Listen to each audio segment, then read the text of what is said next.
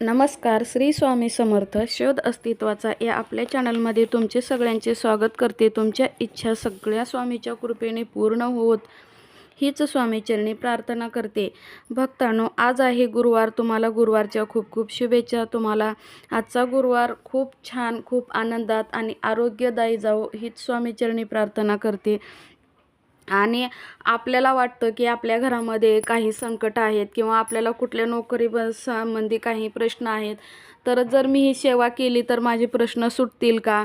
मी पारायण केलं तर माझे हे प्रश्न सुटतील का? जप अध्याय वाचलं तर माझे प्रश्न सुटतील का? असे बरेच प्रश्न तुमच्या मनामध्ये येतात आणि तुम्ही सेवा करायची का नाही हा सुद्धा मनामध्ये विचार येतात. तर तुम्हाला असं पण वाटत असेल की स्वामी माझी हाक ऐकतील का? तर का नाही ऐकणार? तुम्ही फक्त श्रद्धेने आणि विश्वासाने कोणतीही सेवा करायला सुरुवात करा.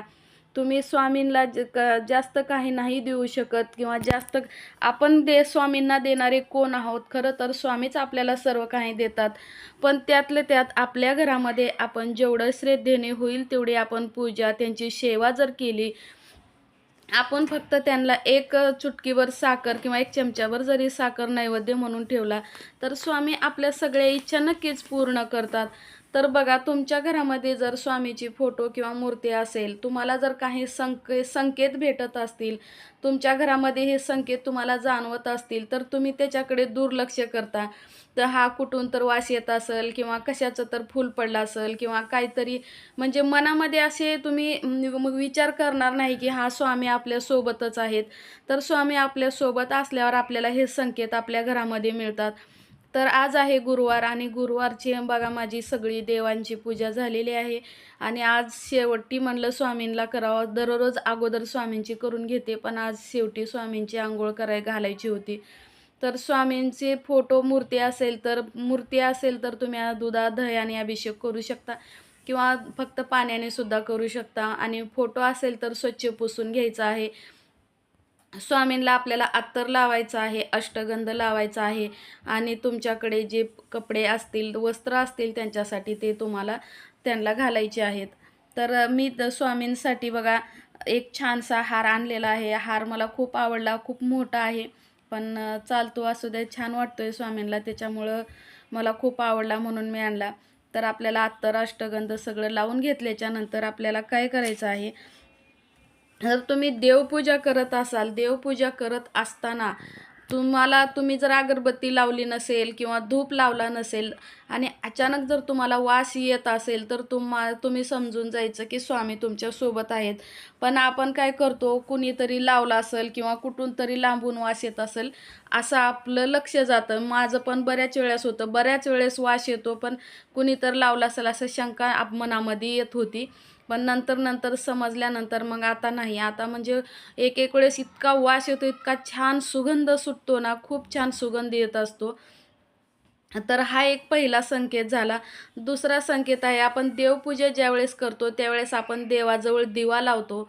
दिवा लावल्याच्या नंतर बघा, दिव्याची ज्योत एकदम अचानक एकदम वर जाते, मोठी होते, म्हणजे लांबच्या लांब होते आणि त्याच्यानंतर ते दिव्यामध्ये एकदम छोटी होते ज्योत दिव्याची, म्हणजे फडफड करत असते. त्यावेळेससुद्धा स्वामी आपल्यासोबत आहेत. स्वामी आपल्या बाजूला बसून आपली पूजा बघत आहेत आणि त्यांच्या पण चेहऱ्यावर एक गोड असं स्माईल आपल्याला ते दिसत आहे, असं आपल्या मनामध्ये आणायचं आहे. तर तुम्हाला हे संकेत तुमच्या घरामध्ये पूजा करते वेळेस नक्कीच मिळत असतील.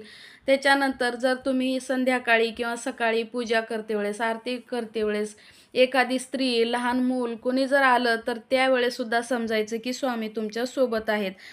एखादं संकट येतं किंवा अडचणी येते आणि तुम्हाला असं वाटतंय की नाही, मी एवढं स्वामीची सेवा करतो, एवढं स्वामीची सेवा करते, मी एवढा अध्याय वाचते, गुरुचरित्र पारायण करते, मी सगळं करते, पण माझ्यावर हे संकट आलंय, नाही मला ही सेवा करायची नाही, नाही मला हे करायचंच नाही, असं जर तुमच्या मनामध्ये येत असेल आणि येतं, पण असं वाटतं की नाही मला एवढं स्वामींनी संकट दिले तर स्वामी सारून नेतील, असं जर तुम्हाला वाटत असेल, म्हणजे सांगण्याचं तात्पर्य काय, संकट जरी आलं तर तुम्ही न डगमगता स्वामीवरचा विश्वास, श्रद्धा डळमळू द्यायची नाही. हा सुद्धा एक खूप मोठा संकेत आपल्याला स्वामीकडून भेटत असतो. आणि त्याच्यानंतर पहाटे गुरुवारी किंवा रोज जर तुम्हाला पहाटे 3 ते 5 या जर वेळेमध्ये जाग येत असेल, रोज येत असेल तर खूप चांगलं आहे. रोज नसेल येत, जर गुरुवारी येत असेल, तुम्ही कामाला जॉबला जात असाल किंवा तुम्हाला भरपूर काही काम असेल, तर स्वामींना सुद्धा कळतं. रोज नाही, पण गुरुवारी तरी स्वामी तुम्हाला नक्कीच उठवण्याचा प्रयत्न करत असतील. उठ, तुझी चांगलं होण्याची तुझी वेळ आलेली आहे. तुझं इथून पुढं चांगलंच होणार आहे. तू उठ आणि उठून बस, झोपू नकोस, असं स्वामी आपल्याला संकेत देत असतात. तर गुरुवारी जर तुम्हाला नक्कीच पहाटे 3 ते 5 वेळेमध्ये जाग आली, तर तुम्ही नक्कीच उठून बसायचं आहे आणि आपल्या जागेवर तुम्हाला जर काम नसेल आवरायचं, तर तुम्ही तिथेच बसा, मांडी घालून बसा आणि तुम्हाला कुठल्या तुमच्या इष्टदेवताचा किंवा स्वामीवर श्रद्धा असेल तर स्वामीचा थोडा वेळ तरी जप करा. त्याच्यानंतर तुमची झोप जवळ जाईल आणि त्याच्यानंतर तुम्हाला काय असेल करायचं काम तर ते करा. नसेल काम कुठलं तर मग तुम्ही थोड्या वेळासाठी परत झोपू शकता. तर असे हे संकेत आपल्याला खूप म्हणजे खूप लाभदायक आणि खूप छान पद्धतीनं असे वेगळ्या वेगळ्या स्वरूपामध्ये स्वामी आपल्याला हे संकेत देत असतात. बरेच जण म्हणतात, आम्ही एवढी सेवा करतो, आम्हाला त्याचं फळ भेटत नाही. आम्ही एवढी सेवा करतो, आम्हाला त्याचं फळ भेटत नाही. फळ भेटणं म्हणजे काय, तर स्वामी साक्षात आपल्याकडे येत नाहीत, तर आपल्याला कोणत्या ना कोणत्या रूपाने दर्शन देतात. आपल्याला कोणत्या ना कोणत्या रूपाने किंवा कुठल्या वस्तूच्या स्वरूपाने काही ना काही ते आपल्याला प्रचिती देत असतात, संकेत देत असतात. कधी जर आपण नैवेद्य ठेवला तर नैवेद्य ग्रहण करतात. आणि समजा तुम्ही जर पूजा करत असाल, पूजा करते वेळेस जर पूजा पूर्ण होण्याच्या अगोदरच तुमच्या दिव्यामध्ये जर एखादं फूल तयार झालं किंवा चंद्रकोर जर तयार झाली, तर नक्कीच आपल्याला हा खूप शुभ संकेत आणि खूप चांगली वेळ आपली आहे असं समजायचं. किंवा माझी अजून आरती व्हायचं आहे, सारामृत वाचायचं आहे, तरीसुद्धा माझ्या दिव्यामध्ये खूप छान फूल तयार झालेलं आहे. फूल नाही, सॉरी, आपलं चंद्रकोर तयार झालेले आहे. आणि मी इथं जे आरतीचे दिवे लावते त्या दिव्यामध्ये सुद्धा छोटे छोटे चंद्रकोर तयार झालेले आहेत. तर हे संकेत जे आहेत ते आपल्याला स्वामी आपल्यासोबत असल्याचे संकेत आहेत. स्वामी आपल्या घरामध्ये रोज येतात याचे संकेत आहेत. तर हे छोटे छोटे संकेत जे आहेत ते आपल्याला समजायचे आहेत.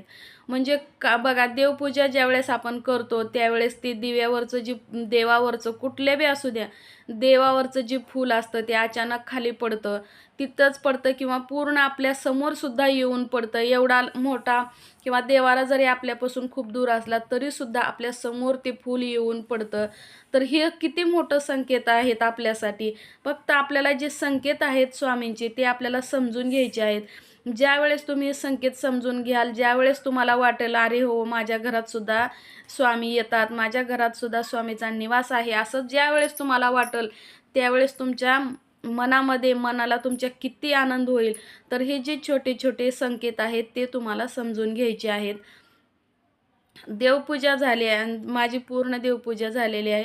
आता सारामृताचं पठण करायचं आहे. ज्या दिवशी तुम्ही सारामृताचं पठण करता, रोज जर शक्य नसेल तर तुम्हाला गुरुवारी का होणार, गुरुवारी तरी तुम्हाला सारामृताचं पठण करायचं आहे.